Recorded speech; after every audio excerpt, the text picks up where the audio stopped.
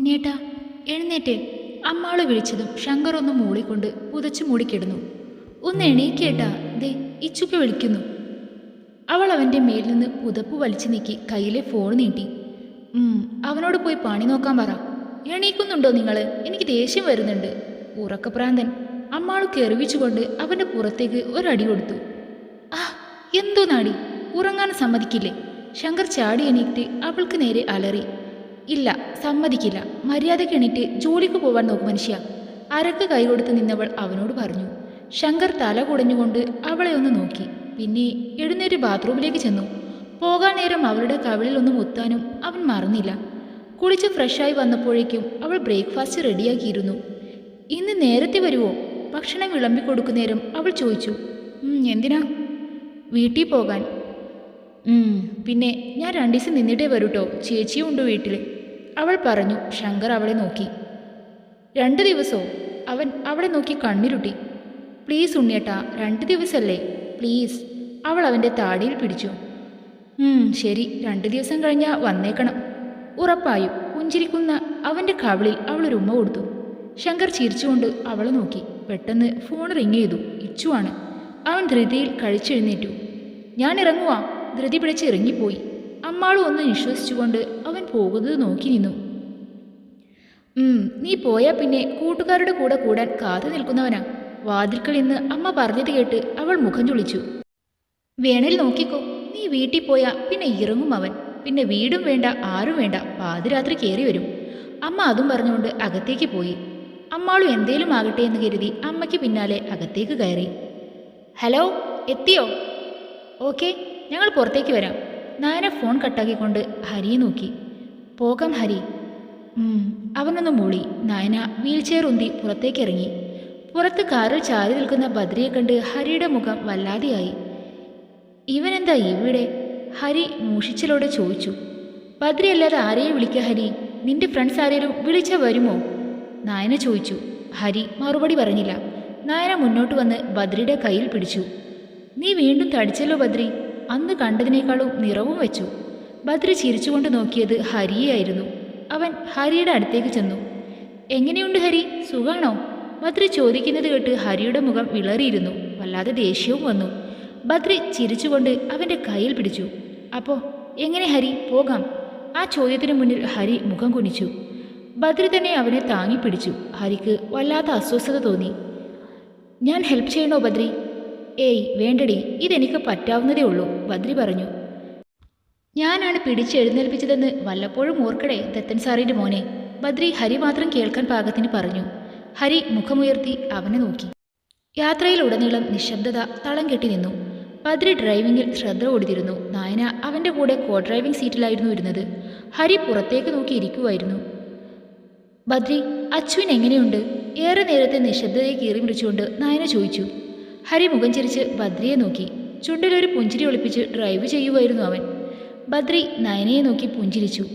അവൾക്ക് കുഴപ്പമില്ല നയന, ഓക്കെയാണ്. ആണോ? നിന്നോട് സംസാരിച്ചോ? അവൾ ആകാംക്ഷയോടെ ചോദിച്ചു. ആദ്യത്തെ അകൽച്ച മാറി. എൻ്റെ പഴയ അച്ചുവായി. പറയുമ്പോൾ അവൻ്റെ കണ്ണുകളിൽ കാണാമായിരുന്നു അച്ചുവിനോടുള്ള അവൻ്റെ പ്രണയം. പാറുകുട്ടി എന്തു പറയുന്നു? കുറുമ്പിയെ കാണാൻ തോന്നുന്നു. ഞാൻ വരുമ്പോൾ അപ്പൂൻ്റെ കൂടെ ഇരിപ്പുണ്ട്. 2 മാസം തികച്ചില്ല മോളുടെ പിറന്നാളിന്. ഡ്രൈവിങ്ങിൻ്റെ ഇടയിൽ അവൻ മുഖം ചിരിച്ച് നയനയെ നോക്കി. ആഹാ, ഞങ്ങൾ ഉറപ്പായും വരും അല്ലേ ഹരി? ഞങ്ങൾ അവളുടെ വല്യച്ഛനും വല്യമ്മയല്ലേ? നയന തിരിഞ്ഞ് ഹരിയെ നോക്കി. ബദ്രി മിററിലൂടെ ഹരിയെ നോക്കി. അവനൊന്നും മിണ്ടാതെ ഇരിക്കുവാണ്. അത് കാണുകെ ബദ്രി മൗനമായി ചിരിച്ചു. വീണ്ടും യാത്ര തുടർന്നു. ബദ്രിയുടെ കൂടെയുള്ള യാത്ര ഹരിയെ വല്ലാതെ മടുപ്പിച്ചിരുന്നു. വീടിന് മുന്നിൽ കാർ നിർത്തിയപ്പോഴാണ് അവന് ആശ്വാസമായത്. ബദ്രി പുറത്തിറങ്ങി അവന് ഡോർ തുറന്നു കൊടുത്തു. ഹരി മുഖമുയർത്തി നോക്കി. ഹോ സോറി, നടക്കാൻ കഴിയില്ലല്ലോ അല്ലേ? മറുപടി പറയാൻ നാവ് ഉയർന്നില്ല. തല താഴ്ത്തി. ബദ്രി അവനെ താങ്ങി പിടിച്ചു. ഞാനും കൂടെ ഹെൽപ്പ് ചെയ്യാം. നയന മുന്നോട്ട് വന്നു. ഏയ് വേണ്ട. വീട്ടിലെത്തി ഇനിയെങ്കിലും സ്വന്തം ആരോഗ്യം ശ്രദ്ധിക്കാൻ നോക്ക്. വയറ്റിൽ ഒരു കുഞ്ഞു വളരുന്ന കാര്യം മറക്കരുത്, ബദ്രി അവളെ തടഞ്ഞുകൊണ്ട് പറഞ്ഞു. നയന ചിരിച്ചുകൊണ്ട് അവനെ നോക്കി. പിന്നെ ഹരിയെയും. ഹരി വാടിയ മുഖത്തോടെ അവളെ തന്നെ നോക്കി നിൽക്കുമായിരുന്നു. ശബ്ദം കേട്ട് പത്മ ഇറങ്ങി വന്നു. കാത്തിരിക്കുകയായിരുന്നു ഞാൻ. അകത്തേക്കൊന്ന് കയറിപ്പോഴേക്കും നിങ്ങൾ വന്നു. പത്മ കൂടെ വന്ന് ഹരിയെ പിടിച്ച് ഉമ്മറത്തേക്ക് കയറ്റി. വീൽ ചെയർ കൊണ്ടുവന്ന് അവനെ അതിലിരുത്തി. ഹരിക്കുട്ടൻ വന്നോ? ആകാംക്ഷയോടെ ചോദിച്ചുകൊണ്ട് വാക്കിംഗ് സ്റ്റിക്കിൽ ഊന്നിക്കൊണ്ടുവന്ന ദത്തൻ കണ്ടത് ഹരിയെ വീൽചെയറിലേക്ക് ഇരുത്തുന്ന ബദ്രിയാണ്. ഒരു നിമിഷം അയാൾ നിന്നു. ബദ്രി മാറിയുന്നതും ഹരിക്കടുത്തേക്ക് ചെന്നു. മോനെ, വാത്സല്യത്തോടെ വിളിച്ചുകൊണ്ട് ഹരിയുടെ നെറുകയിൽ ചുംബിച്ചു. ഹരിക്ക് ആ മുഖത്തേക്ക് നോക്കാൻ കഴിഞ്ഞില്ല. വല്ലാത്തൊരു കുറ്റബോധം. അവൻ അച്ഛനെ കെട്ടിപ്പിടിച്ചുകൊണ്ട് വയറിൽ മുഖം പൂഴ്ത്തി. ദത്തൻ പത്മയെ ഒന്ന് നോക്കിയ ശേഷം അവൻ്റെ മുടിയിഴകളിലൂടെ തലോടി. ബദ്രി അവരെ ഒന്ന് നോക്കിയ ശേഷം മുറ്റത്തേക്കിറങ്ങി. കണ്ണാ. മുറ്റത്ത് നിർത്തിയിട്ട ബുള്ളറ്റിനടുത്തേക്ക് നടക്കവേ അമ്മയുടെ വിളി കേട്ടു. എന്തെന്ന ഭാവത്തിൽ തിരിഞ്ഞു നോക്കി. കുറച്ച് കഴിഞ്ഞിട്ട് പോവാടാ, അവർ സ്നേഹത്തോടെ പറഞ്ഞു. ദത്തൻ ഹരിയുടെ നെറുകയിൽ തലോടിക്കൊണ്ട് ബദ്രിയെ നോക്കി. ഞാൻ പോകുക, വേഗം ചെല്ലണം. അച്ചുവിന് ചെറിയ പനിയുണ്ടായിരുന്നു. എന്തായി എന്നറിയാതെ സമാധാനമില്ല. എന്നെ കാത്തിരിക്കുന്നുണ്ടാവും. ചെറുചിരിയോടെ പറഞ്ഞവൻ ദത്തനെയും ഹരിയെയും ഒന്ന് നോക്കി. പിന്നെ തിരിഞ്ഞു നടന്നു. അച്ചുമാ, കണ്ണേട്ടം വന്നു. ഉമ്മറത്തിരുന്ന പാറുക്കുട്ടിയെ കളിപ്പിച്ചുകൊണ്ടിരിക്കുന്ന അപ്പു അകത്തേക്ക് നോക്കി വിളിച്ചു പറഞ്ഞു. ബദ്രി ബൈക്ക് പാർക്ക് ചെയ്തു. അപ്പു വിളിച്ചു പറയണത് കേട്ടതും അകത്തു നിന്ന് അച്ചു ഓടി വന്നു. കിതച്ചുകൊണ്ട് വാതിൽക്കൽ എത്തി നിന്നപ്പോൾ കണ്ടു പാറുക്കുട്ടിയെ വാരിയെടുക്കുന്ന ബദ്രിയെ. ബദ്രിയുടെ കണ്ണുകൾ അവളിൽ ഉടക്കി. അവൾ കിതയ്ക്കുന്നുണ്ടായിരുന്നു. നെറ്റിയിൽ വിയർപ്പ് കണങ്ങൾ പൊടിഞ്ഞിരുന്നു. പാറുട്ടിയെ അപ്പുവിൻ്റെ കയ്യിൽ കൊടുത്തുകൊണ്ട് ബദ്രി അവൾക്കടുത്തേക്ക് ചെന്നു. അപ്പു പാറുവിനെയും കൊണ്ട് പുറത്തേക്കിറങ്ങി. അച്ചു മുഖമുയർത്തി അവൻ്റെ കണ്ണുകളിലേക്ക് നോക്കി. അവൻ ചിരിച്ചു. കൈകൾ ഉയർത്തി വിയർപ്പ് പൊടിഞ്ഞ നെറ്റിയിൽ വലം കൈ വെച്ച് നോക്കി. എങ്ങനെയുണ്ട്, പനി കുറഞ്ഞോ? അവൻ ചോദിച്ചു. ചെറിയ ചൂട് അവൻ്റെ കൈപ്പത്തിയിൽ അറിഞ്ഞു. അച്ചു ഒന്നും മിണ്ടാതെ അവനെ നോക്കി നിൽക്കുവാണ്. ചെറിയ ചൂടുണ്ട്. എന്തിനാ അച്ചു തല നനച്ചത്? അല്ലാൽ തന്നെ നേരം തെറ്റി കുളിച്ചാൽ പോലും നിനക്ക് ജലദോഷമാണ്. എന്നിട്ടിപ്പോൾ പനിയുള്ള സമയത്ത്. ശാസനയോടെ, അതിലുപരി സ്നേഹത്തോടെ വാത്സല്യത്തോടെ അവൻ പറഞ്ഞു തീർക്കും മുന്നേ അച്ചു മുന്നോട്ടാഞ്ഞ് അവൻ്റെ നെഞ്ചിലേക്ക് തല ചായച്ചു. അവനെ രണ്ട് കൈകൾ കൊണ്ടും ചുറ്റിപ്പിടിച്ചു. എവിടെ പോയതാ കിണ്ണാ? പരിഭവത്തോടെ ചോദിക്കുമ്പോൾ അവളുടെ കവിളുകൾ വീർത്തു വന്നു. ബദ്രി ചിരിയോടെ അവളുടെ മുഖം കയ്യിലെടുത്തു. കൗതുകത്തോടെ അവളെ നോക്കി. എന്തേ പറയാതെ പോയേ? അവൻ്റെ ഷർട്ടിൽ മുറുകെ പിടിച്ചുകൊണ്ട് അവൾ ചോദിച്ചു. ബദ്രി അവളുടെ കയ്യിൽ കൈ അമർത്തി വച്ചു. അച്ചു ഉറങ്ങുമായിരുന്നല്ലോ, അതാ വിളിക്കാഞ്ഞേ. മാത്രല്ല പനിയുടെ ക്ഷീണവും ഉണ്ടാവുമല്ലോ. മൃദുവായ സ്നേഹം നിറഞ്ഞ വാക്കുകൾ. അച്ചു വീണ്ടും അവൻ്റെ നെഞ്ചിലേക്ക് ചാഞ്ഞു. അച്ഛാ, അടുത്തില്ല. കണ്ണൻ ഇനി വരില്ല. ഇനി എനിക്കെൻ്റെ കിണ്ണം മാത്രമല്ലേ ഉള്ളൂ. ഒറ്റക്കാക്കി പോകുമോ എന്നെ? അവൾ പറഞ്ഞുകൊണ്ടിരിക്കെ ബദ്രി നോക്കിയത് അവളുടെ തിളങ്ങുന്ന കണ്ണുകളിലേക്കാണ്. മിഴിനീർ ഉരുണ്ടുകൂടിയിരിക്കുന്നു അതിൽ. ഒറ്റയ്ക്കല്ലല്ലോ അച്ചുട്ടാ, നമ്മുടെ പാറുക്കുട്ടിയില്ലേ നിന്റെ കൂടെ? കൂടാതെ എൻ്റെ അപ്പവും? അവൻ സ്നേഹത്തോട് ചോദിച്ചു. അവൾ അവനെ വീണ്ടും ചുറ്റിപ്പിടിച്ചു. ബദ്രി അവളുടെ നെറ്റിയിൽ ചുംബിച്ചു. പാറുക്കുട്ടി കരയുന്നത് കേട്ടാണ് രണ്ടുപേരും അകന്നു മാറിയത്. കരയില്ല പാറുട്ടിയെ, ദേ നിന്റെ അച്ഛനിതാ നിൽക്കുന്നേ. അമ്മ എതാവിടെ. കരഞ്ഞുകൊണ്ടിരിക്കുന്ന പാറുക്കുട്ടിയെയും എടുത്തുകൊണ്ട് അപ്പു മുറ്റത്ത് നിന്ന് കയറി വന്നു. എന്താടാ, എന്തിനാ കുഞ്ഞു കരയണേ?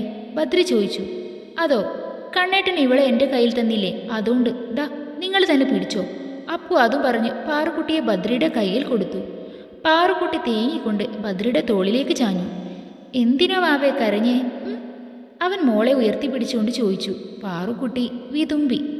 അച്ഛയുടെ പാറുക്കുട്ടിയേ. ചിരിയോടെ നീട്ടി വിളിച്ചതും കുഞ്ഞിച്ചുണ്ടിൽ ഒരു കള്ള ചിരി വിരിഞ്ഞു. അയ്യടാ, എന്താ ചിരി? അച്ചു ചിരിച്ചുകൊണ്ട് കുഞ്ഞിപ്പാറുവിൻ്റെ കവിളിൽ തട്ടി.